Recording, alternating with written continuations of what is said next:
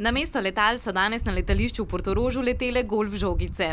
Zaradi neobičajne površine za golf so igralci igrali pastirski golf. Če gledamo zgodovino golfa, se je začel dejansko razvijati med pastirji. Začeli so igrati s pastirskimi palicami in tudi današnji golf je poimenovan kot pastirski golf. Z današnjim golf turnirjem tukaj na letališču v Portorožu so želeli predvsem opozoriti, kako pomembno bi bilo golf igrišče tukaj na obali. Malo demonstrativno, malo da pokažemo svetu, odnosno Sloveniji predvsem, da je nujno, da so Portorožno igrišče naredi. Nekateri golfisti so se tako v podporo kolegom pripeljali tudi z drugega konca Slovenije. Pomagamo tej inicijativi, ki bi rada zgradila tlele golf igrišče, ker mislim, da je to nujno potrebno, da je na takem turističnem območju golf igrišče. 70 golfistov pa je palice vihtelo tudi za dobrodelne namene. Tisto, kar bo z današnjim turnirjem zbrano, gre v osnovno šolo Sečovlje oziroma njeno podružnico v Sveti Peter.